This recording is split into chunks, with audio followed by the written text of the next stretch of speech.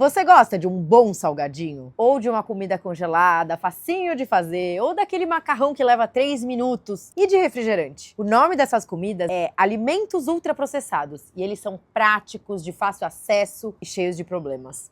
Hoje a gente vai abrir essa caixinha e não é de snack, é de informação, porque a gente sentou para conversar com ninguém menos do que o professor Carlos Monteiro da USP, o criador da classificação nova, que definiu os ultraprocessados. Ele é referência mundial em alimentação e saúde pública e uma das vozes mais importantes quando o assunto é alimento ultraprocessado. Se tem alguém que entende de rótulo escondido, ingrediente impronunciável e dos truques que a indústria usa para transformar a comida de verdade em produto, é ele. E a conversa tá daquele jeito, né? Clara, forte, necessária. Então chega mais, pega a sua água, guarda o pacotinho e bora entender o que os ultraprocessados fazem na nossa saúde, no nosso bolso e até no planeta. Estamos aqui, eu e a Mariana, com muita honra, ao lado do professor Carlos Monteiro, do Nupens da USP, né, da Faculdade de Saúde Pública da USP. E ele foi o grande criador da definição de alimentos ultraprocessados, que hoje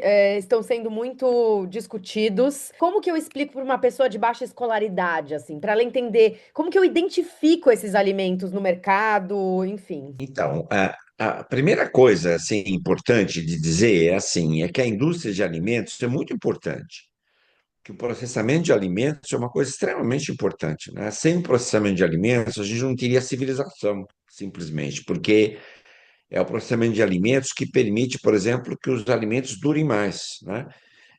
Você tem o inverno, por exemplo, né? Em países mais frios, principalmente, em que você não tem acesso ali a todos os alimentos, né?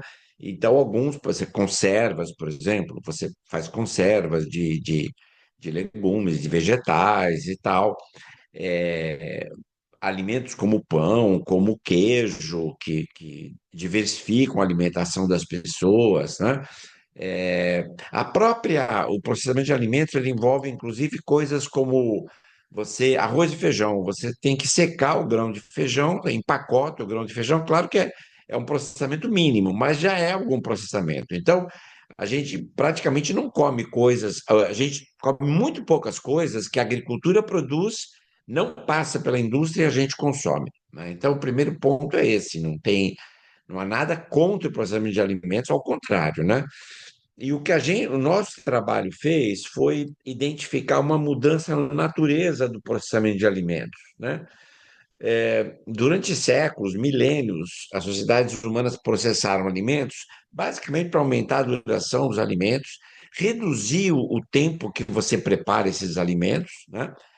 Os ingredientes culinários, por exemplo, a manteiga, o azeite, o óleo, tudo feito pela indústria, né? Você imagina cozinhar sem óleo, tendo que matar um porco, pegar a gordura do porco, que era assim que eles faziam antes e tal. Então, e a diversificação também, né? Essa possibilidade de você consumir, por exemplo, você tem o leite, que é um alimento importante, mas a partir do leite você faz o iogurte, você faz o queijo, você faz o requeijão, né? Então, tudo isso também diversifica o gosto, enfim, e as pessoas, né, os seres humanos, eles escolhem os alimentos muito em função das características sensoriais, né? E isso, aliás, é uma coisa extremamente importante, que o Michael Pollan escreveu aquele livro, né, O Dilema do Omnívoro, por conta disso, né? Você pode comer qualquer alimento, mas você tem que decidir o que que você vai comer, não é? Então, e a gente tem essa característica de querer um dia comer uma coisa, outro dia outra, por quê? Porque aí você vai conseguir os nutrientes que você precisa. Bom, tendo falado nisso, então, o que que a gente viu? A gente viu que esse propósito do processamento de alimentos começou a mudar. Em vez de aumentar a duração dos alimentos, que é o principal, a indústria começou a criar substitutos de alimentos. Substitutos, mas por que que ela criou substitutos de alimentos? Porque eles são mais lucrativos, né? Com o avanço da tecnologia, passou a ser possível você fazer simulacros de alimentos, coisas muito parecidas com alimento de verdade, alimento real, mas que o custo de produção é infinitamente mais baixo. Vou dar um exemplo. Macarrão instantâneo, né?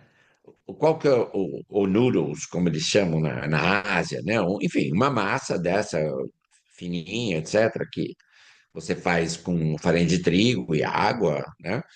E deixa lá para secar. E aí entra a culinária, né? Ninguém vai comer um macarrão sozinho. Você vai comer um macarrão com tempero, com tomate, com molho, com essas coisas todas. Então, esse é a pasta, né? O macarrão, enfim, em várias sociedades ele tem, enfim, passou a ser uma coisa importante, um staple, né? A gente fala, um alimento que é de quase todo dia e tal. O que que é o alimento, o macarrão ultraprocessado? É o macarrão instantâneo, né? Que a gente chama de macarrão instantâneo.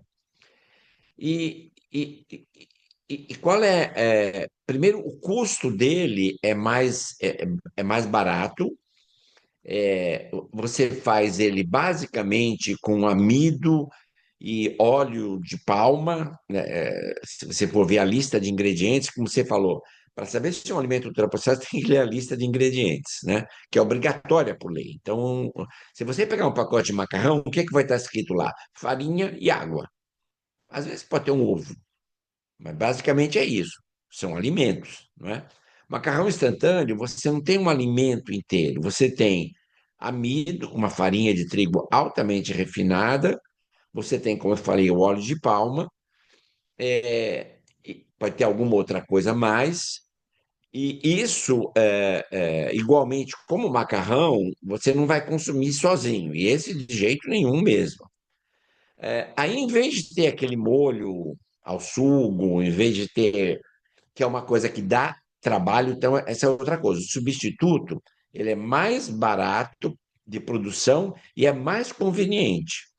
Então, o macarrão instantâneo, o nome está dizendo, você faz ele em 2 minutos, em 3 minutos. Fazer um macarrão com molho, etc., você vai pelo menos usar uma meia hora do seu tempo, né? É, e aí o outro aspecto que é o gosto, né? E por isso que o avanço na ciência, na tecnologia de alimentos, permitiu você ter ultraprocessamento de alimentos, porque aí vem os aditivos, que é fundamental. Sem aditivos não haveria alimentos ultraprocessados.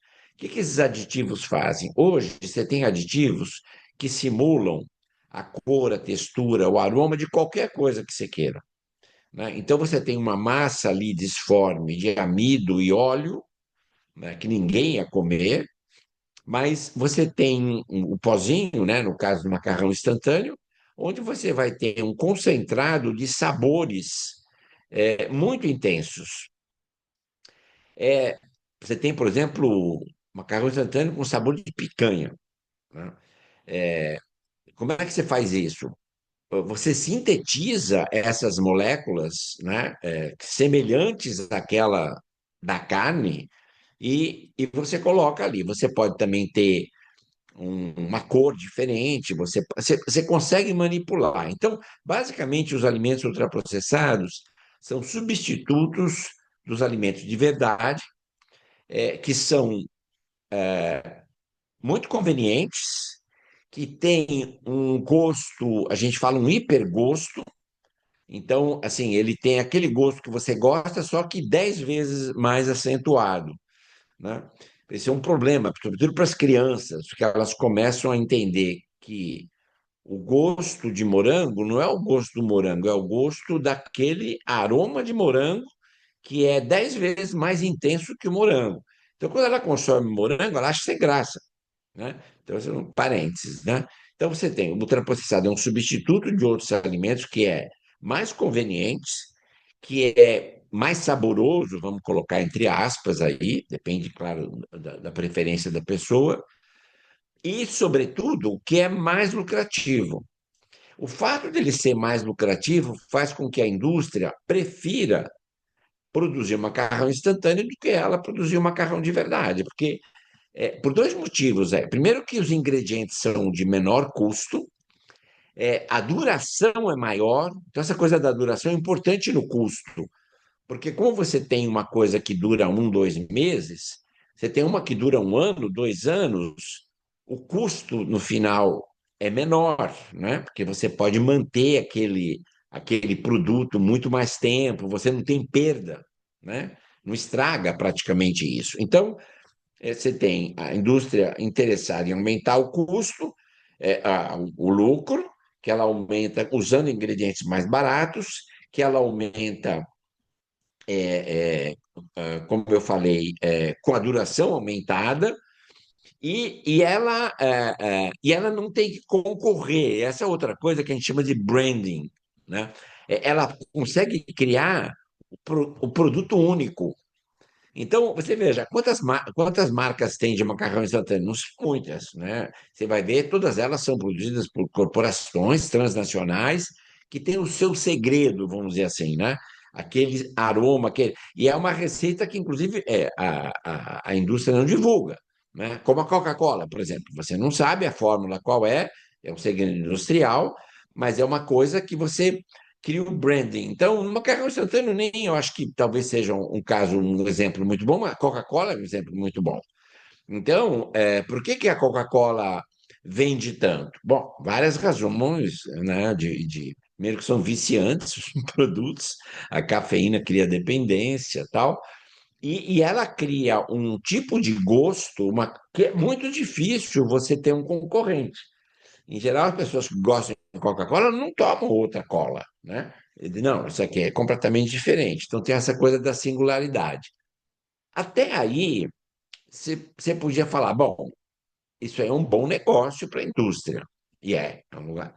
O lucro da indústria de ultraprocessados, ele só é igual a do cigarro e de bebida alcoólica. Isso tem estudo, evidência mesmo mostrando, né? Quanto mais ultraprocessado a indústria tem no portfólio, mais lucro ela tem, né? Mais margem de lucro. Então, é um bom negócio para as indústrias, não tem nenhuma dúvida. A pergunta é assim: é um bom negócio para o consumidor? Aí você podia pensar assim: talvez seja, porque você falou que é mais conveniente, isso aí é uma coisa importante. Muitos deles são mais baratos. Eu não tenho agora, assim, nos Estados Unidos, na Suécia, com certeza são mais baratos. No Brasil tá mudando isso. Mas a minha sensação é que se você pegar um macarrão instantâneo, sabor picanha, e você fizer um macarrão na sua casa, com molho de carne ou sugo, vai sair mais caro o seu macarrão e certamente vai consumir muito mais do seu tempo. Então, poxa, talvez seja uma coisa boa, né? Só que o que acontece é que aí entra a nossa parte, né, dos estudos que a gente começou a fazer no Brasil e agora se espalharam pelo mundo inteiro nos últimos 5 anos, mostrando o seguinte, que o alimento ultraprocessado ele é incompatível com a saúde. Ele tem várias características. Como eu falei, o ser humano é omnívoro, né? Ele pode comer de tudo, mas não é de tudo, é quase tudo, né? Existem limites, assim como tem os limites do planeta, o nosso organismo tem limites, né? E esses limites, a pesquisa está mostrando, os estudos epidemiológicos, experimentais, um monte, centenas de estudos estão mostrando o seguinte: quanto mais uma pessoa consome alimento ultraprocessado, claro que se ele consumir um tantinho não vai acontecer nada, mas não é isso que acontece, né? As pessoas estão cada vez mais comendo ultraprocessados. Mas numa população qualquer, no Brasil, nos Estados Unidos, na Suécia, quanto mais ultraprocessados você tem na sua dieta, mais obesidade, o que é meio óbvio, porque esses alimentos eles são desenhados para serem consumidos em excesso, né? Se eu não falei ainda, muitos são até viciantes, mas de qualquer maneira eles não dão saciedade. Por conta deles não terem o alimento inteiro, você come, quer comer mais. E também pelo aroma, por essa coisa que eu falei do sabor, etc. Mas basicamente, obesidade foi o primeiro estudo que a gente fez no Brasil, aqui em 2015, mostrando uma associação entre ultraprocessado e obesidade. Diabetes, que diabetes é quase uma extensão da obesidade, é uma doença extremamente importante hoje, ela causa mortes, amputações, o custo para o sistema de saúde é incrível, as pessoas ficam Cegueira, cegas. né? É- Oi? Não, falei cegueira.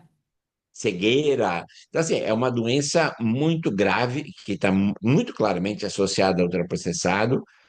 Era isso que a gente pensava no começo. Bom, doença cardiovascular, porque obesidade, diabetes, etc., aumenta a doença cardiovascular. Toda, acidente, derrame, infarto. Mas aí a gente começou a ver que também doenças do fígado aumentam, o chamado fígado gorduroso, doenças do intestino, tipo doença de Crohn, que é uma doença inflamatória crônica, terrível também, insuficiência renal crônica, e mais recentemente, doenças mentais, depressão, doença de Parkinson, demência. Então, o que que isso nos diz? Nos diz o seguinte, que os alimentos ultrapassados são incompatíveis com a saúde, não com um aspecto da saúde, mas com a saúde do nosso corpo todo. Por quê? Porque, na realidade, o nosso corpo não sabe lidar com esses alimentos. Porque esses alimentos têm dois problemas. Eles não têm um alimento integral, que é aquele alimento que a gente precisa, e durante milhões de anos nós fomos selecionados para consumir alimentos integrais, ninguém consumia amido com óleo e aditivos, né? Isso é uma coisa, uma novidade. O ultrapassado é um alimento novo, né? É um alimento novo. Então, tem dois problemas, como eu falei. Um, ele não tem o que a gente precisa, e outro que ele tem o que a gente não precisa, né? E esse o que a gente não precisa começa é, é, com os aditivos, né? Os aditivos, embora sejam legais, a indústria fala muito isso, mas são legais, a Anvisa aprovou, etc. Só que a regulação dos aditivos é pífia no mundo inteiro e cada vez é mais relaxado, né? De tal maneira que você vê se eles são carcinogênicos. Se eles não são carcinogênicos, com o ratinho lá, se eles não alteram a característica das células, ou, enfim, no sentido de formar o câncer, eles são seguros, né? Ninguém faz avaliação de aditivo com relação à obesidade, depressão, doença de Parkinson, não. A regulação é pífia. Mas, então você começa com os aditivos, mas tem mais. É, e eu vi um blog de vocês, né, sobre plástico, né? E é uma coisa extremamente importante, porque, e há estudos, nós fizemos os primeiros estudos sobre isso nos Estados Unidos, inclusive, com dado americano. Quanto mais ultraprocessado na dieta, você vai encontrar mais fitalatos e bisfenol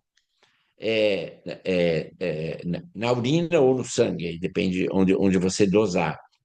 Então, e por que isso? Porque esses alimentos, como eu falei, têm longa duração, eles ficam 2 anos na prateleira. E eles ficam em contato direto com o plástico. E esse plástico vai liberando essas. Não é? Tá, mas o plástico também, você embala o tomate, a alface no plástico, sim, mas eles não ficam 2 anos em contato com aquele plástico, né? Então você tem a coisa para. E a terceira é que não todos, mas muitos deles são submetidos a altas temperaturas. Então tem uma coisa que chama acrilamida, que é um composto tóxico que leva cardiotóxico, etc., e que se forma durante esse processo de alta temperatura e alta pressão, que é uma coisa que na cozinha você não tem. Você aquece as coisas, mas não tem alta pressão, alta temperatura. Então, ultraprocessado causa dezenas de doenças, os mecanismos são vários, né? Um deles, primeiro, é que você come mais do que você precisa, porque eles não saciam, né? Segundo, você come o que você não precisa, você ingere o que você não precisa, aditivos, substâncias tóxicas, e você não ingere o que você precisa, que é o alimento integral, né? Porque o alimento ele é mais do que a soma das partes dele, né? Então, quando a indústria pega o alimento integral e ela quebra e transforma em componentes, e faz uma reengenharia desses componentes, eles já não funcionam mais do mesmo jeito, né? Ah, eu Então, vi alguma entrevista do senhor falando um pouco isso. Não sei qual que era o exemplo, mas era do tipo, uma maçã inteira tem, sei lá, uma composição de, sei lá, 50 mil ingredientes. Nenhum alimento você vai conseguir fazer com essa mesma quantidade de composições mágicas, né? isso, Isso aí você tem vários exemplos O açúcar é um deles, é muito fácil de você entender, né? O que que você tem nas frutas? Qual que é o principal componente das frutas? Açúcar. Açúcar, né? Frutose, sacarose, enfim.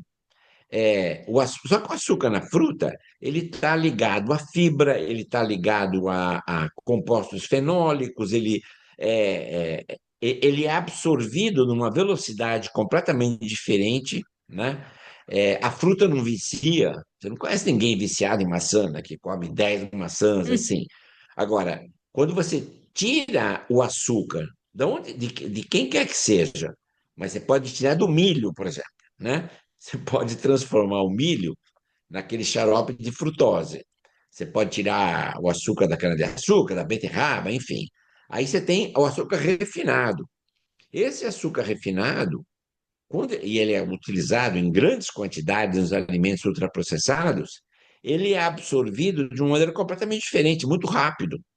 E esse fato já causa completamente, o metabolismo é completamente diferente quando você faz isso, né? Então, basicamente, a gente tem vários mecanismos que explicam essa relação. Uma coisa que eu não falei, a depressão. Mas por que o ultraprocessado pode levar à depressão, né? Qual seria o mecanismo? Bom, hoje a gente sabe assim, a gente tem uma coisa que a gente chama eixo intestino-cérebro, né? Que é uma coisa assim, você tem no nosso intestino, nós temos muitas bactérias, né? O microbioma tem milhões de bactérias e tal. Essas bactérias é muito interessante, porque, na realidade, o que a ciência está mostrando hoje é que esses milhões de bactérias, de vírus, de micro-organismos que a gente tem no intestino, e tem no corpo todo, não é só no intestino, é como se fosse um órgão, é como se fosse um fígado. Ele é um órgão que tem uma função. Qual é a função dele? É metabolizar uma parte dos alimentos que a gente não tem capacidade de metabolizar, a fibra, por exemplo, as fibras quem metaboliza fibra é micro-organismo. A gente não tem essa capacidade. Nossas células não conseguem levar a fibra para dentro e transformar em nada. Então elas vão incólumes e elas chegam no intestino. Aí no intestino, o que que essas bactérias fazem? Elas metabolizam, elas consomem e produzem produtos que a gente fala derivados da fibra. Esses sim, alguns ácidos graxos, por exemplo, e esses sim são absorvidos e são utilizados. Então, de alguma maneira, que a gente não sabe muito bem qual quando a pessoa consome ultraprocessado, ela passa a ter famílias de bactérias diferentes daquelas que a gente tem quando a gente está com uma saúde boa, adequada.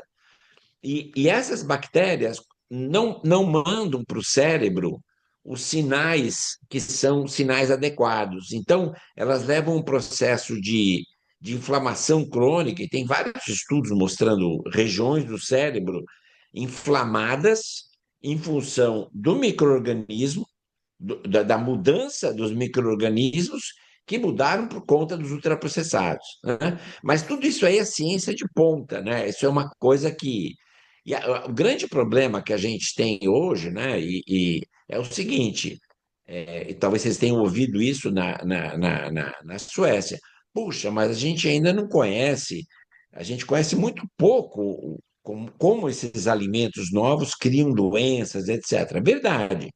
Agora, a questão é a seguinte: nós vamos levar dezenas de anos. Sei lá, se é que algum dia a gente vai conseguir entender todo o problema ocasionado com essa mudança tão radical na alimentação.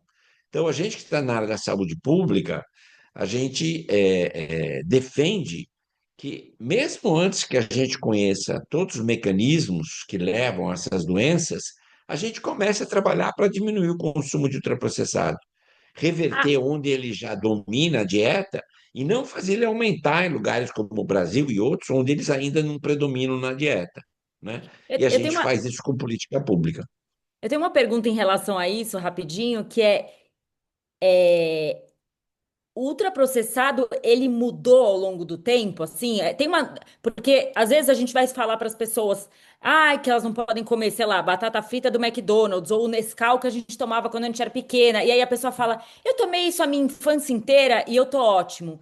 E aí a gente já viu vários posts no Instagram que a gente até queria confirmar com o senhor, assim, dizendo que não é bem assim. O ultraprocessado da nossa época tinha muito menos ingredientes e adicionados do que hoje em dia. É verdade isso? Os ultraprocessados estão piorando? Então, aí esse é um ponto super interessante, né? Porque a gente criou uma classificação, porque a gente queria fazer estudos sobre ultraprocessados. E você não consegue fazer estudo se você não definir objetivamente o que você considera ultraprocessado e o que você não considera. Mas há um contínuo, há o mega, hiper ultraprocessado e aquele alimento, aquele produto que é um pouco ultraprocessado, né? Por exemplo, você pode ter dois, três aditivos, você pode ter 15 aditivos, né?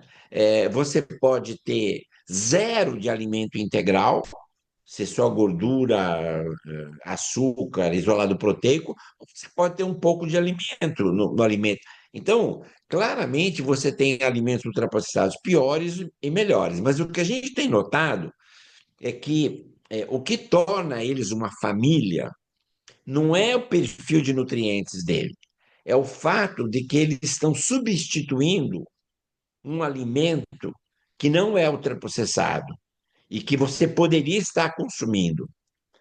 Isso é uma característica. A segunda é que eles são mega lucrativos.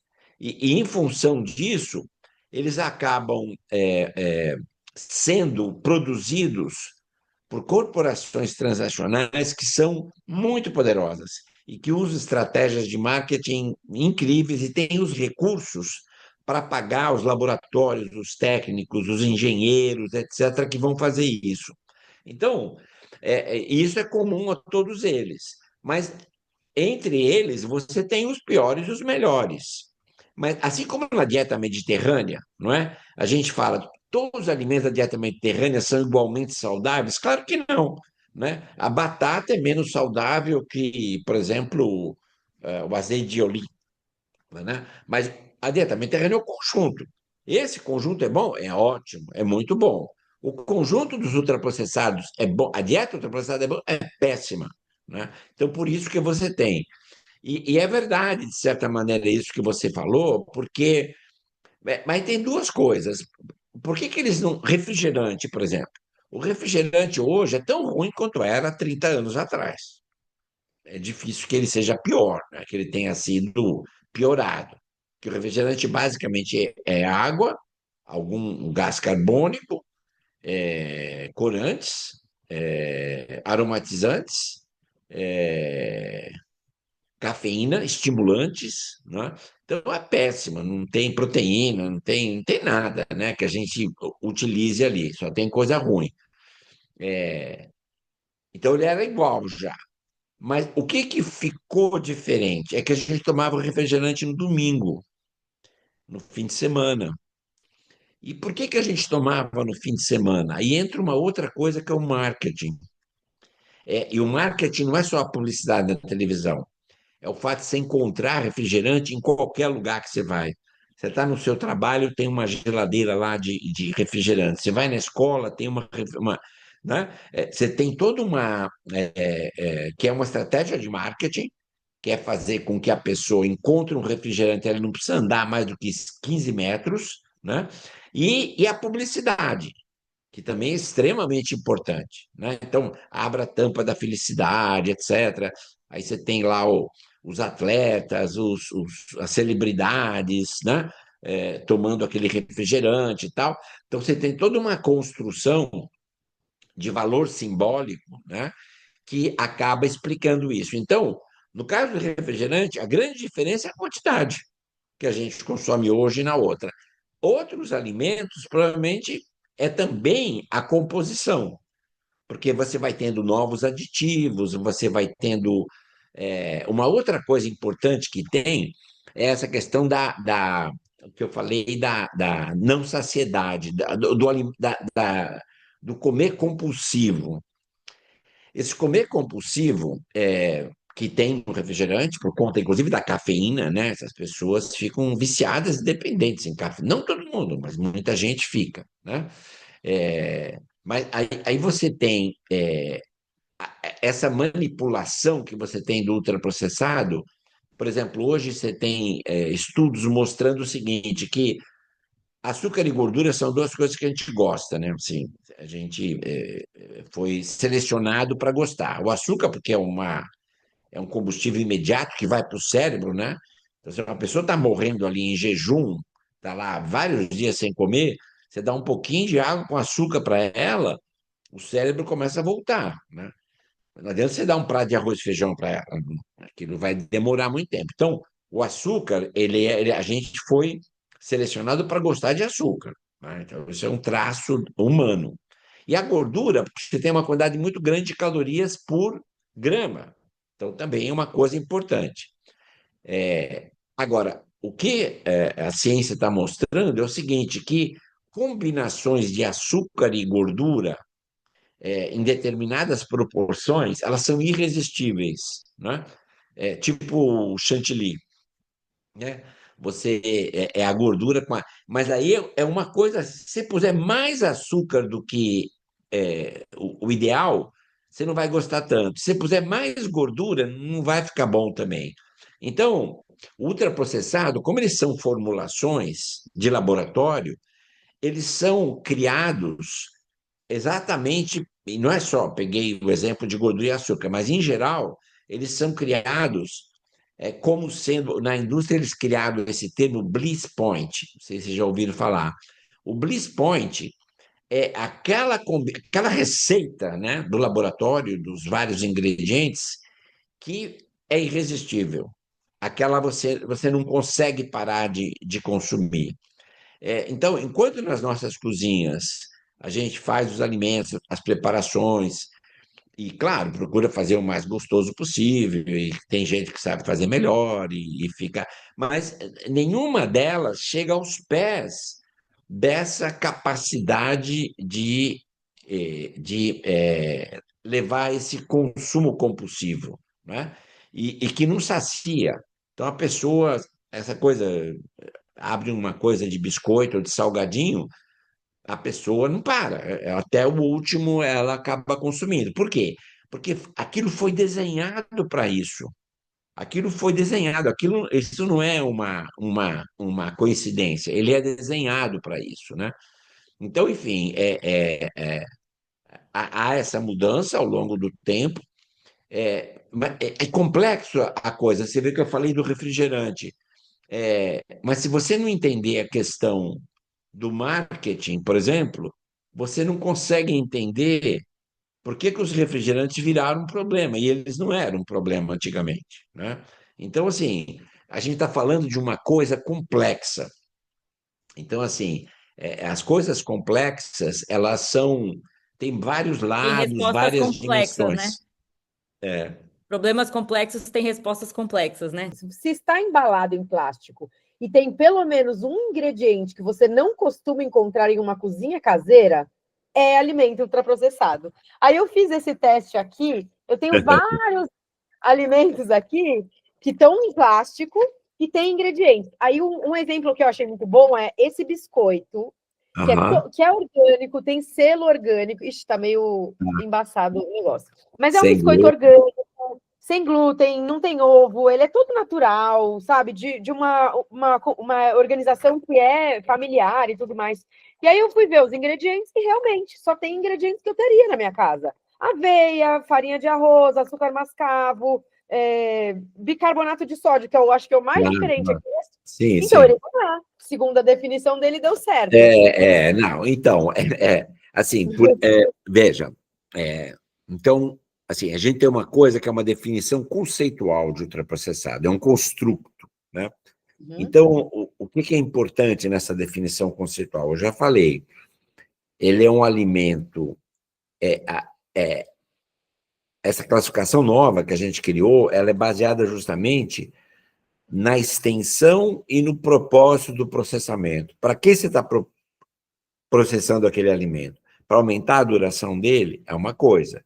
Você está processando, criando aquele alimento para substituir um alimento que é menos lucrativo? É outra coisa, né? Só que, para substituir esse alimento por um que é mais lucrativo, o processo, os ingredientes que você usa são diferentes, não é? Então, por exemplo, o aditivo, se eu estou fazendo um alimento, você está cozinhando em casa, você não precisa usar aromatizante, corante, emulsificante, não é? Porque você está fazendo o seu alimento, está temperando, tá, enfim, né? Você pode fazer uma conserva colocando sal e deixando lá, você não precisa dessas coisas, né? Agora, esses alimentos novos, eles precisam desses ingredientes novos. Bom, então, a classificação, a definição conceitual é isso, é uma família de novos produtos criada pela indústria para substituir alimentos convencionais, vamos chamar assim, ou comida de verdade, e coisas que você prepara no ato, eles são prontos para consumo, eles substituem essas coisas que demoram para você fazer, então eles são prontos para consumo, e que maximizam o lucro da indústria. Então, agora, essa definição, se você for no supermercado, você não vai saber o que é ultraprocessado e o que não é ultraprocessado, porque isso não está escrito lá, né? Por que aquele alimento foi feito? Não existe isso. Mas ele é importante porque ele mostra por que eles são problemáticos, essa definição, né? Aí, o que a gente faz? A classificação nova, ela faz isso que o Chris fez. Ela cria o que a gente chama de marcadores de ultraprocessamento, que são coisas que tem na lista de ingredientes e que são meio essenciais para os ultraprocessados. Não é 100% perfeito, ele pode ter algum tipo de erro. Quais são esses marcadores? A gente passou anos assim pensando que também não dá para você fazer uma lista infinita de marcadores e tal. Então, aí a gente acabou chegando a 2 grupos de marcadores. Um são os aditivos cosméticos. Então, corante, aromatizante, emulsificante, adoçante artificial, gelificante, espessante, um monte de coisas que são usadas, não para aumentar a duração dos produtos, que é como os aditivos foram criados inicialmente, o sal é um aditivo, né? Então, uma coisa é aumentar a duração. Essas coisas, o que eles fazem? Eles dão cor, textura, aroma. E por que eles são essenciais para o ultraprocessamento de alimentos? Porque essas misturas de ingredientes muito baratos, elas não têm cor, textura, sabor, elas não são alimento. Começa com a textura, né? A maçã que você falou tem textura porque ela está intacta ali, né? Então, se eu quiser fazer uma coisa parecida com maçã, usando carboidrato, açúcar, eu não vou chegar numa coisa boa. Aí entra o aditivo, entra o aromatizante, o texturizante, o espessante, o emulsificante, que é o que vai dando forma e textura para o produto. Então, um marcador é esse. Se você, na lista de ingredientes desse biscoito aí, tivesse aromatizante, ou corante, ou adoçante artificial, ou se você não tiver nada disso, ele não se classifica como ultraprocessado. E o segundo marcador, o que é? Esse é uma substância alimentícia que você não tem na cozinha, né? Isso pode ser isolado proteico de soja, pode ser o amido modificado, isso pode ser a gordura hidrogenada. E por que ele é um marcador? Porque como você não tem o alimento original, você precisa frequentemente usar essas coisas. Então, ou um ou outro caracterizaria isso. Toda a pesquisa, e são centenas de estudos feitos no mundo, eles utilizaram essa definição operacional de ultraprocessado. O que o Chris fez foi uma coisa mais, ainda simplificou mais ainda, né? Isso que eu falei para vocês está longe de ser simples, né? Falar para a pessoa, ó, ver se tem uma substância que, enfim. Quer dizer, eu acho que até é razoável, e no Guia Alimentar para a População Brasileira, a gente fez exatamente isso, ó, olha os ingredientes. Aí a gente até pode fazer o seguinte, ó, olha os ingredientes, tem mais de 5? É certeza que é ultraprocessado? Não, você pega uma granola, não tem mais de 5 e não é ultraprocessado. Mas começa a aumentar a chance. Desses 5, mais de 5, tem algum que você não sabe o que é, uma substância que nunca você teria na sua cozinha, etc. Isso pode ser.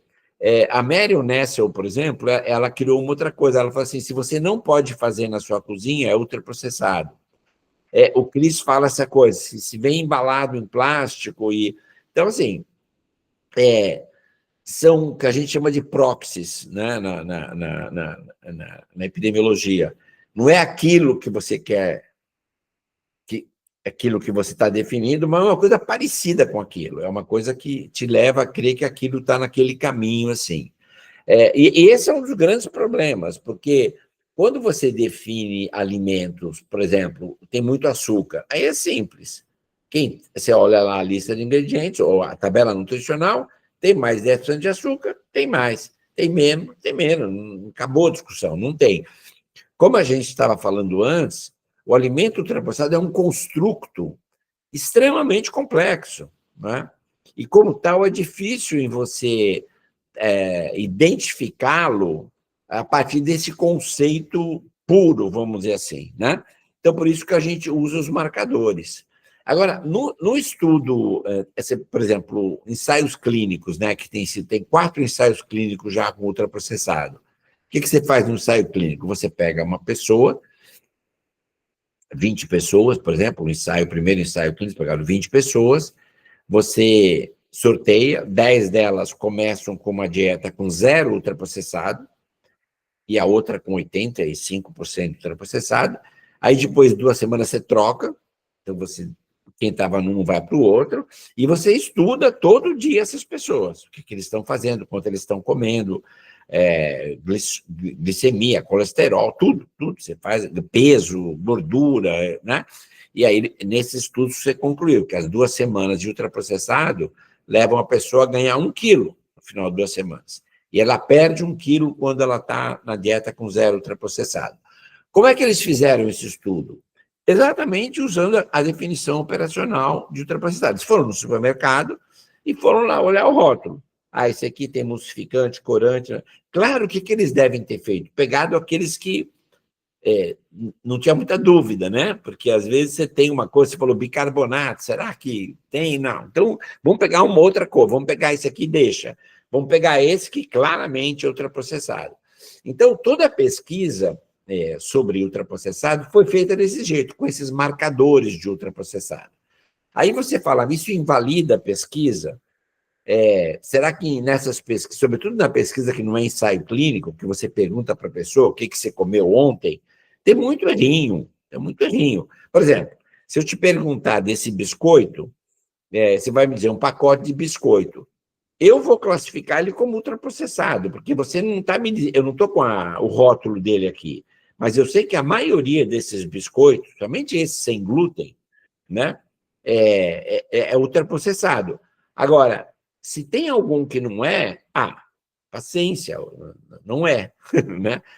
Na realidade, eu acho que assim, isso é até interessante, porque quando a gente fala de reformulação de ultraprocessado, esse, pelo que você está falando, esse seria uma boa reformulação. Tirar os aditivos, né, deixaram ali só ingredientes naturais. Então, aí, esse produto, o que é? Esse produto é processado, que é o grupo 3 da classificação. Eles passaram de ultra para processado.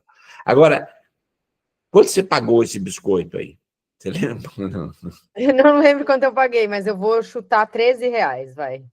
Eu acho que ele é muito mais caro do que você tinha. Certamente você tinha lá na prateleira do supermercado biscoitos bem mais baratos e provavelmente todos ultraprocessados, né? Então, ele dura menos, o custo da matéria-prima é maior, né? Então, assim, Fala aí. Agora, eu escutando assim, eu fiquei com duas perguntas, né? Duas vontades de entender. Uma é, se nós, como comunicadoras e ativistas de meio ambiente, etc., a gente pode bater um pouco na tecla de questionar as pessoas. Será que ultraprocessado é alimento? Acho que essa é a primeira pergunta. E a segunda a gente viu muito quanto que o ultraprocessado não... o nível de saciedade das pessoas fica reduzido. Isso dá para generalizar isso para os ultraprocessados ou também depende do que você põe ali? Ó, você falou do ambiente agora, né? Tem várias ligações entre o ultraprocessado e o meio ambiente. Uma delas você falou agora. A pessoa que consome uma dieta base de ultraprocessado, ela vai consumir 10, 20, 30% mais calorias por dia do que a outra pessoa, porque eles não dão saciedade, etc. e tal. Isso significa que eu tenho que produzir 10, 20, 30% mais de alimentos. Né? E a gente sabe que a produção de alimentos, eu posso diminuir o impacto ambiental, mas não zerar. Não zerar. Porque eu estou usando terra, eles estão emitindo CO2, enfim, né? Eu estou usando solo, eu preciso usar, eventualmente, algum fertilizante e tal. Então, a produção de alimento tem um impacto ambiental. Se eu tenho um alimento que faz as pessoas consumirem 10, 20, 30% mais, esse alimento, ambientalmente, não é o ideal. Esse é um aspecto, tá? Outro aspecto, a gente falou já, é o plástico. Né? E isso é terrível. Bom, aí vocês sabem disso, eu já vi que vocês mexem com isso. Isso aqui é uma tragédia o que está acontecendo né? E todo ultraprocessado está embalado em plástico. E não são embalagens simples, não é um celofanezinho ali. São embalagens, por quê? Por dois motivos. A duração deles tem que ser muito grande, então você tem vários materiais que são usados, etc. E uma outra coisa que as pessoas não se dão conta, a embalagem, ela faz você consumir mais aquele produto, a ligação da conveniência. Então, você pega, por exemplo, um suquinho de caixinha, né? Que aí tem um buraquinho ali, tem um canudinho que você coloca. Aquilo você pode ter aquilo ali fora da geladeira, não tem problema nenhum, centenas ali, aí você põe ali numa geladeira, você transporta isso muito facilmente, né? Pensa num suco de verdade, como é complicado, né? Você tem um suco e dura pouco tempo, etc. Então, a embalagem ali, ela facilita muito o consumo. Então, ela é uma vantagem, vamos dizer o seguinte, do ultraprocessado em relação ao alimento de verdade. Mas a gente sabe que tem um impacto no meio ambiente terrível. E tem uma terceira coisa ainda do ambiente, que é assim, como eu falei, basicamente o ultraprocessado é uma formulação de ingredientes baratos, de baixo custo. Bom, mas são alimentos, não tem como você fazer um alimento partindo do petróleo, sódio, coisa assim, você tem que ter alguma coisa lá, o trigo, a soja, o milho, o que seja, matéria-prima, vamos dizer assim. Então, o que acontece?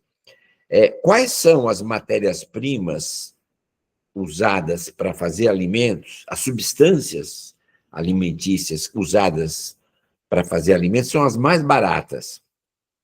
Açúcar, acho que não tem nenhuma caloria mais barata que o açúcar. O açúcar já foi caro em algum momento na humanidade, mas hoje, né, com as monoculturas e com a agricultura industrializada, e o Brasil é campeão nisso, você produz caloria a baixíssimo custo. É só olhar no supermercado, ver 1 quilo de açúcar quanto custa. Né? Eu imagino que talvez seja alguma coisa como R$ 2 ou R$ 3, né? Nada mais. E quantas calorias tem o açúcar? 4.000, porque é 4 calorias por grama. 1.000 gramas, 4.000 calorias.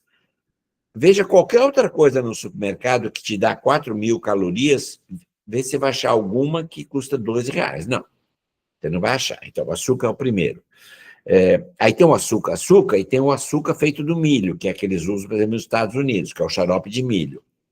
E que também é extremamente barato, por quê? Porque o milho é criado em com milhares de hectares em fazendas totalmente padronizadas e industrializadas, usando quantidades brutais de fertilizantes, de pesticidas. Essa agricultura industrial, ela é prima irmã do ultraprocessado. Se você não tivesse essa agricultura industrial, o açúcar, o xarope de milho, a proteína de soja, que é muito usada nesses produtos veganos, principalmente, o próprio trigo, né, que ele é produzido em larga escala. Então, o que acontece? O terceiro impacto do ultraprocessado é a perda da biodiversidade. Então, assim, enquanto no alimento de verdade, como eu falei, cada lugar as pessoas comem coisas diferentes, né? Um lugar você come uma verdura, no outro você come outra verdura, um legume, um tubérculo, num é mandioca, no outro é batata. As batatas têm dezenas de espécies diferentes, né? Então, enquanto a alimentação tradicional ela mobiliza uma quantidade infinita de alimentos, de espécies, né? Ultraprocessado, ele estimula o quê? Soja, trigo, açúcar e milho. Então, essa perda de biodiversidade, que é uma das fronteiras, né, da Terra para a saúde planetária, você tem que manter um mínimo de diversidade, porque senão você começa a ter epidemias, etc., né? Enfim, a gente sabe essas coisas de pragas, enfim.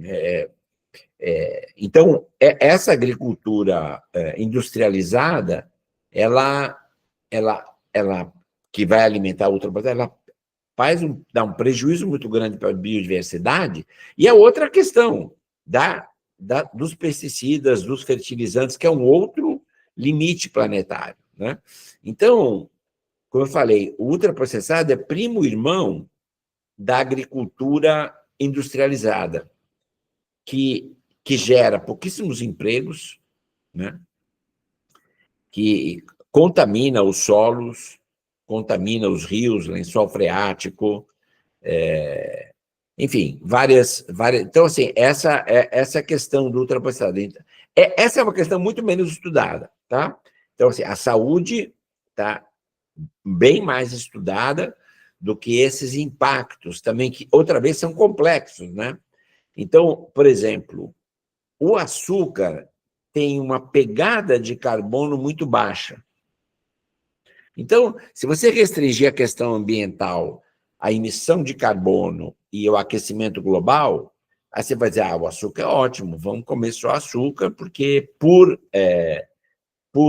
quantidade de caloria produzida, o impacto ambiental é muito pequeno. Então, mas para a saúde, obviamente, não é bom, e não é só a emissão de carbono que é o problema ambiental, né? Que até isso as pessoas falam às vezes, mas o açúcar tem uma baixa pegada de carbono. Sim, tem, mas e o resto? Quer dizer, qual é o impacto no ambiente que tem? Você não pode levar em conta só essa coisa de emissão de carbono, né? E outras coisas, por exemplo, assim, essa coisa do ambiente é muito complicada. Você pega, por exemplo, as hortaliças, né? Os legumes, que são extremamente importantes para a saúde, né? Porque eles têm o contrário do ultraprocessado, né? Eles têm uma quantidade muito grande de nutrientes, de fibra, para pouquinha caloria. Então, ele é um superalimento, assim, por isso que a gente tem que comer sempre metade do prato, aquela história lá de hortaliças, né? Agora, a hortaliça consome uma quantidade brutal de água, né? Então, sim, mas consome uma quantidade brutal de água, mas me dá muita coisa, e eu não preciso comer 3 quilos de tomate todo dia. O tomate e a verdura vai fazer um pedaço da minha alimentação, né? Vou comer arroz e feijão, etc., que tem uma pegada de carbono mais baixa. Então, assim, mas outra vez é um assunto complexo, não tem uma coisa assim branco e preto, entendeu? É uma coisa que Eu acho que o que eu mais ouvi nas mesas de ultraprocessado que eu ouvi aqui foi isso, assim, que não dá para a gente avoid dichotomy. Eles falaram o tempo inteiro, não é good or bad, né? Tem que... Agora, Não, mas veja, o que eu estou falando é diferente. Eu sei o que eles estão falando. O que eles estão falando é o seguinte: é uma coisa que a gente chama de reducionismo na ciência, né? O que eles estão dizendo é assim: nem todo ultraprocessado. Primeiro, assim, que é uma coisa que eu concordo, os ultraprocessados não são todos igualmente não saudáveis. Tem os piores e os menos piores. Aí eu concordo também.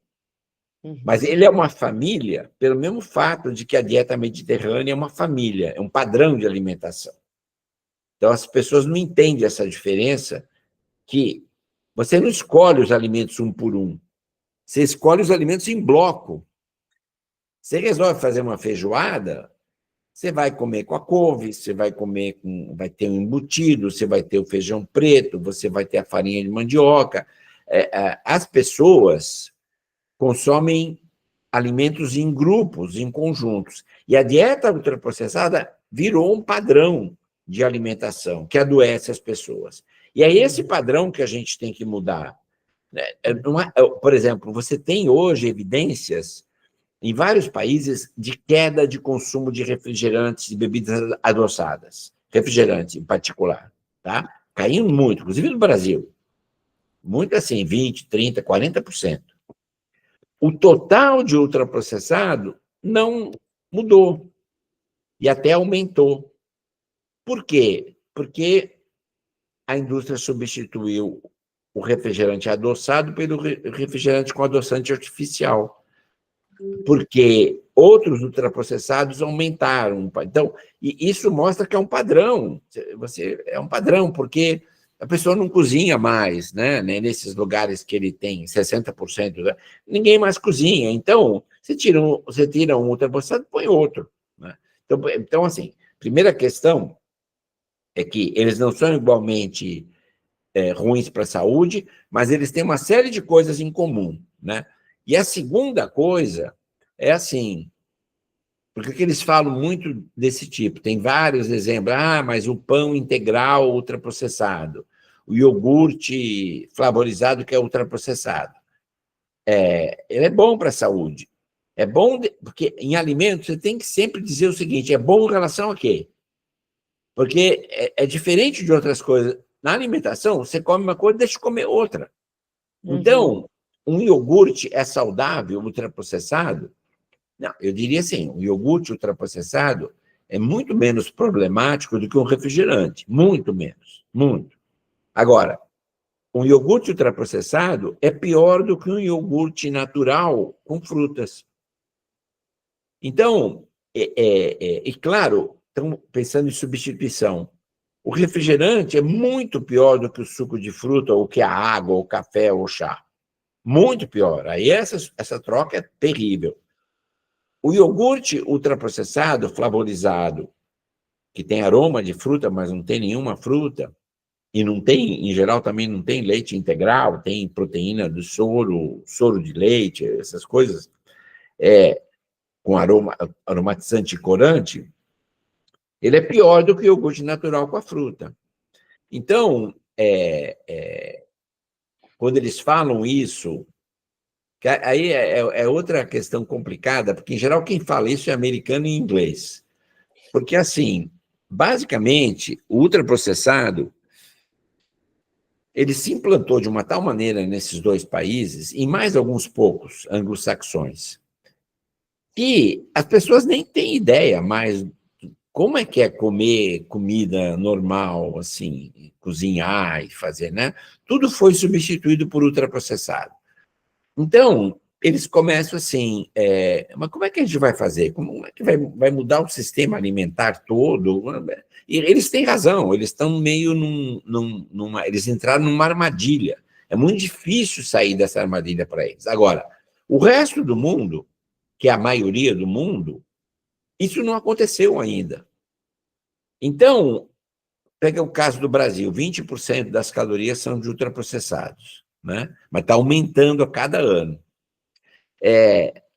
Aí eu vou falar para as pessoas tomarem iogurte flavorizado, eu vou falar para elas consumirem pão integral ultraprocessado? Não. Eu vou falar para elas consumirem um pão da padaria, o iogurte normal, com um pouquinho de fruta que você coloca lá, uma granola ou o que você gostar, né? Porque a gente tem as opções.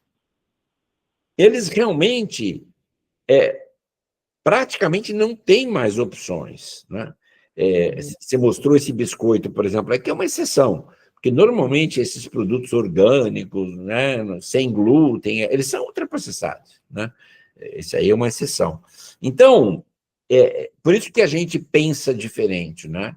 E o problema, que acho que essa é uma questão mais delicada, que é a seguinte: a ciência, não só da nutrição, mas em geral, ela é dominada, liderada pelos pesquisadores americanos e ingleses, né?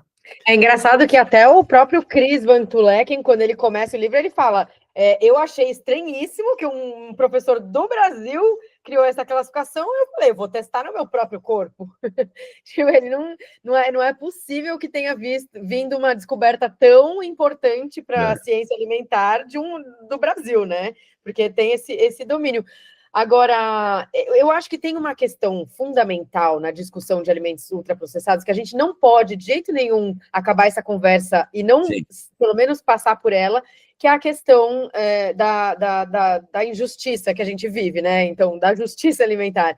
Então, a gente fala muito sobre essas pessoas que não têm acesso a uma alimentação orgânica, ou que uma mãe que tem 3 filhos, que mora na periferia e que ela só vai conseguir dar para o filho dela um miojo, porque ela não vai ter esse tempo. Então, eu queria que o senhor tentasse abordar isso, e eu acho que já conectando também com o que a primeira resposta que o senhor deu, você já trouxe falando que a gente resolve isso com legislação. Então, eu acho que dá para conectar essas duas perguntas, né? Qual seria essa legislação?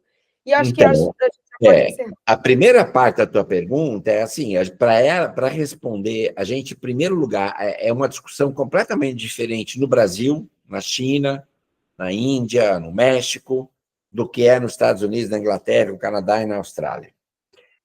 Porque é a questão de preço. Como o preço depende muito de escala, né? Então, como a escala é muito grande nos Estados Unidos, 60% das calorias, na Inglaterra é de ultraprocessado.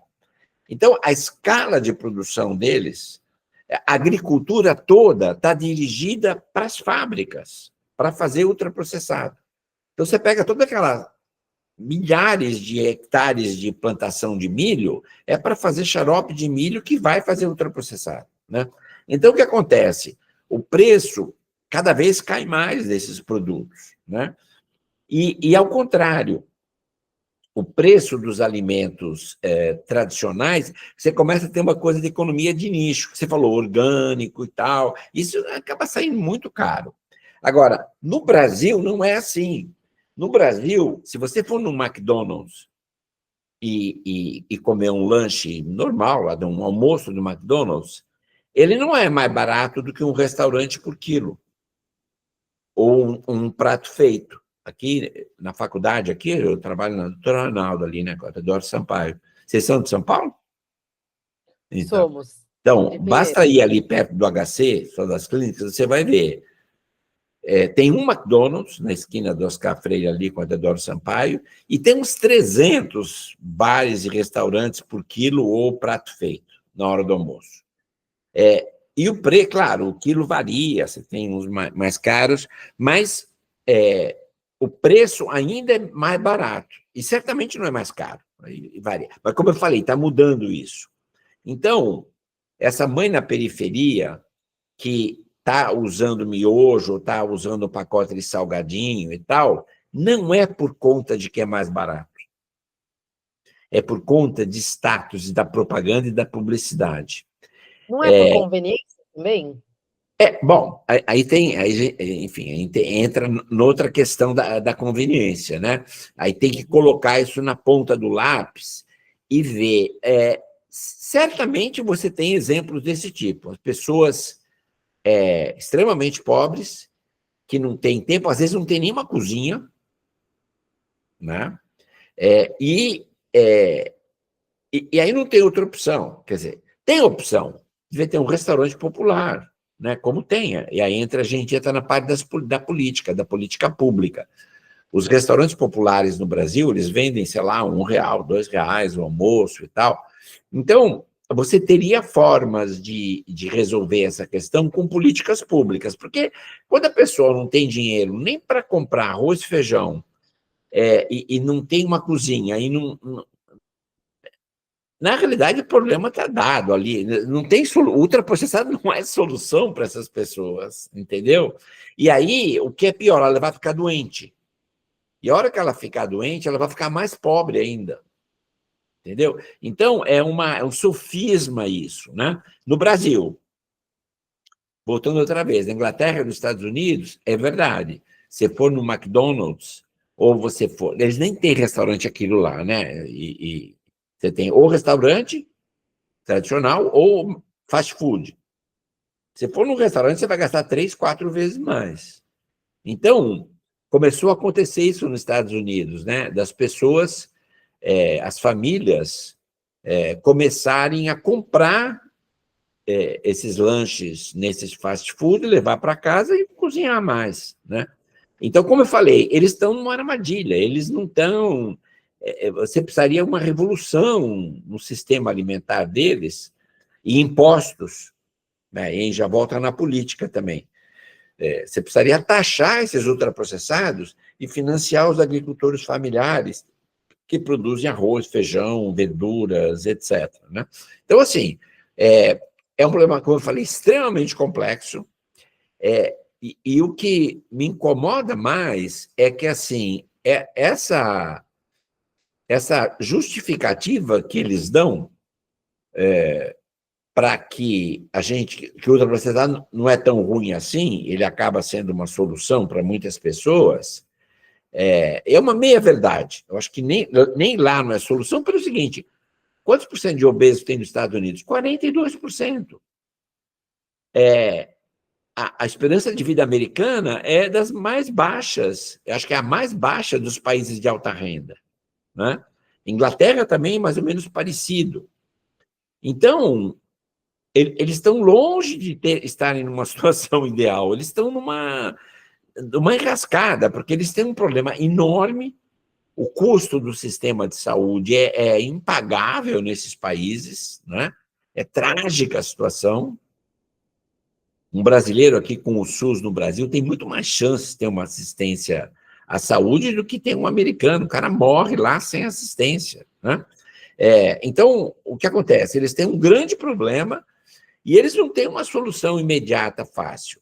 Agora, a gente tem aqui uma solução muito mais fácil, porque e aí esse é outro ponto que eu queria falar, e que no relatório do Eat Lancet está colocado. Os padrões tradicionais de alimentação, a alimentação tradicional, na maior parte dos países, ela está muito mais próxima do desejável, pode ser melhorada, mas está muito mais próximo do desejável do ponto de vista de impacto ambiental. Precisa de alguns ajustes, come muita carne, precisa diminuir um pouco a carne, mas, de maneira geral, está muito mais próxima do que a gente gostaria do que essa alimentação industrializada, ultraprocessada, entendeu? Então, na realidade, o que a gente precisa nos países como o Brasil?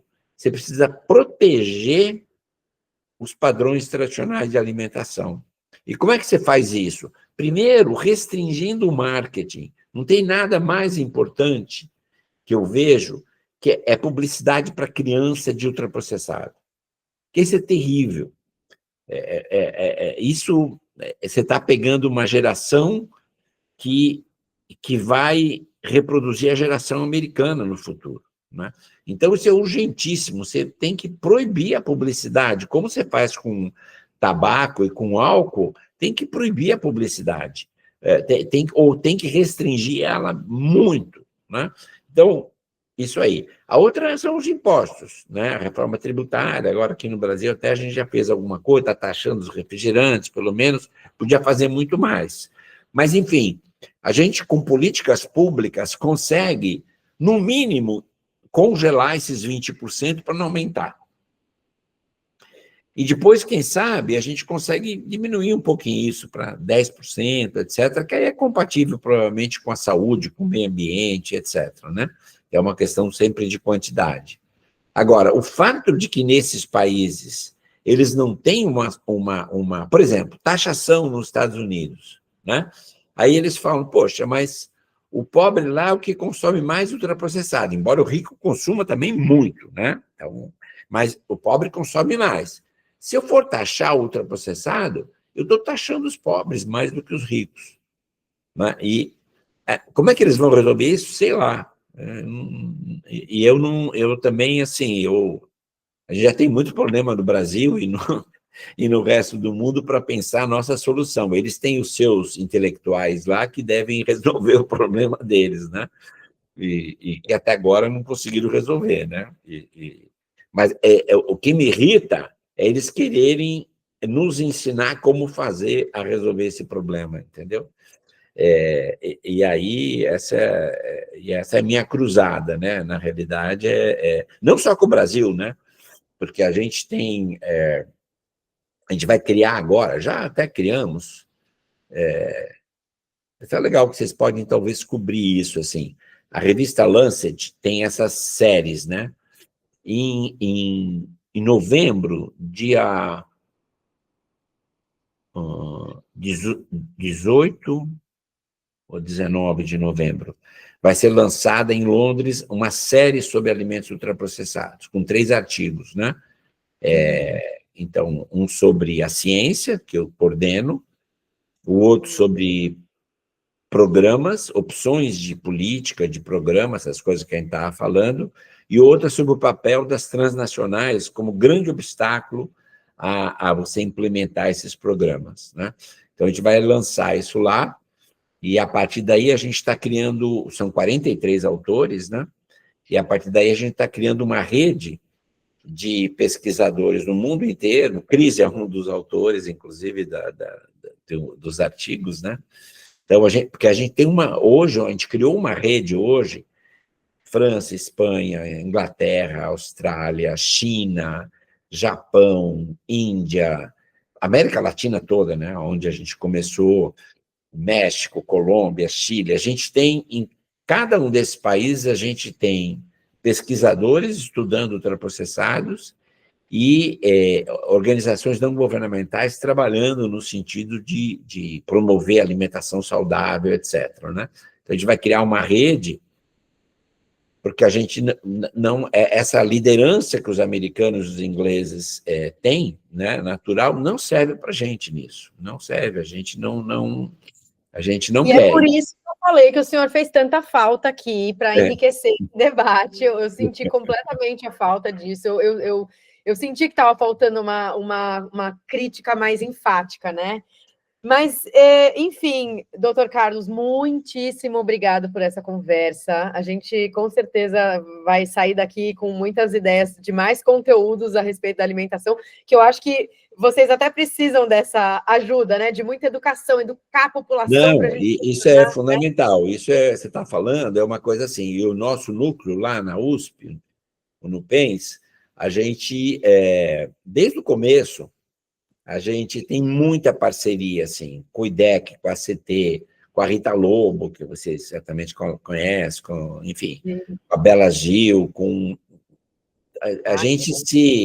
A gente faz muitas parcerias e a gente tem uma área de comunicação muito boa, né? Na realidade, a gente tem uma área de comunicação que é financiada pelo Ibirapitanga. Você sabe o que é o Ibirapitanga? Sim, você sabe que o André Degenstein, eu trabalhei no DIF com ele 7 anos. Olha, que legal.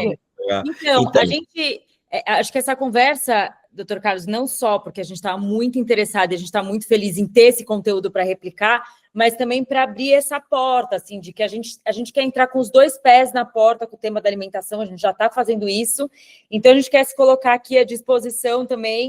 Me manda um e-mail, porque eu não tenho e-mail de vocês, e eu vou copiar a Rara. A Rara é a nossa jornalista, que trabalhava na Brasco antes e está com a gente já há algum tempo, e, na verdade, a gente tem toda uma área de comunicação, ela coordena essa área de comunicação, mas a gente tem consultorias que de vez em quando dão uma passada lá, a gente tem web designer, enfim, a gente com o Ibirapitanga, né? Porque os grupos de pesquisa no Brasil não tem isso, né? Então, só que a gente trabalha numa área que o conhecimento que a gente gera precisa chegar na sociedade, precisa, não é? Então, se a gente estivesse fazendo lá física quântica, tal, você não precisa ter uma área de comunicação, basta publicar os artigos científicos, né? Mas a gente entende desde o começo que a gente tem que estar sintonizado, né, não só com a sociedade civil, mas também com o governo, né? Então, o Guia Alimentar, por exemplo, foi uma parceria do Ministério com o núcleo e tal. Então, vocês vão mandar um e-mail, vou copiar a Rara, e era legal que vocês acompanhassem as nossas redes sociais, a gente acompanha as de vocês e tal. E a porta ficou aberta, né, para a gente poder conversar mais. Legal, E vê se a Rara viraliza tudo no TikTok, hein, doutor Carlos? Dá o tema aí que ela viraliza. Tá. E aí, vê se vocês conseguem participar desse lançamento aí.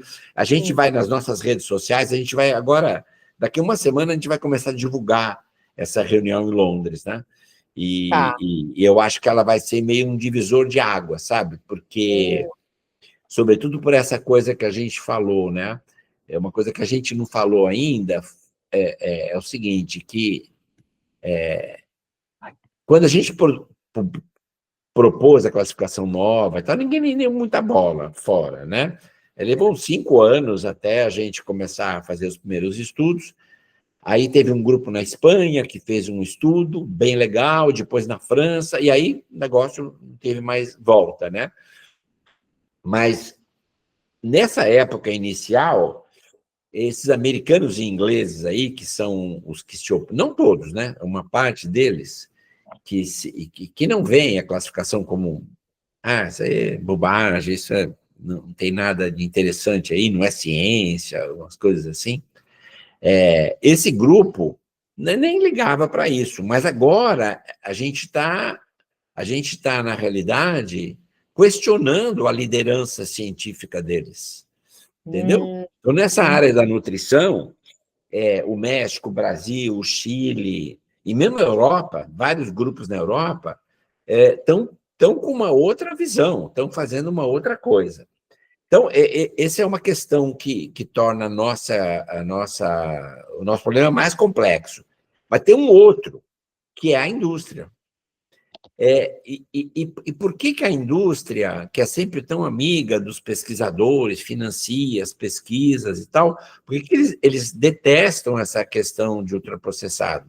Porque, na verdade, a partir dos nossos estudos, com esse referencial, a gente está mostrando que essas corporações transnacionais, que são poderosíssimas e que financiam a maior parte da pesquisa em nutrição no mundo, são eles que financiam, né? Esses grupos perceberam o seguinte: esse conceito é muito difícil para eles resolverem de uma maneira simples. A coisa da reformulação, né, que é o que eles... Porque antes desse conceito, o problema era açúcar, sal, sódio, gordura saturada. Aí eles jogam esse jogo, sem problema. Você não quer açúcar? Eu vou te fazer uma coisa com adoçante artificial. Tudo bem? Assim? O que mais que você não quer? Glúten? Eu tiro o glúten também. Aí, com ultraprocessado, eles ficam meio sem saída, entendeu? Porque a solução é uma solução que provavelmente vai ser conseguida não com eles, mas com as indústrias menores, com os agricultores, etc. e tal. Então, eles detestam. E, de alguma maneira, eu vejo hoje uma associação, não muito explícita, entre essa grande indústria e vários centros acadêmicos que são financiados por essa indústria, que, por razões diferentes, tentam desqualificar o nosso trabalho, entendeu? Agora, esse pessoal é muito forte, né? Eles são muito poderosos, né? A hora que você junta Harvard com a Nestlé, entendeu? Fica difícil de você conseguir, mas a gente está conseguindo. Sim, eu acho que devagarzinho a gente consegue. Bom, foi um super prazer. Então, muito prazer, muito obrigada. Muito obrigada. Até mais, tchau.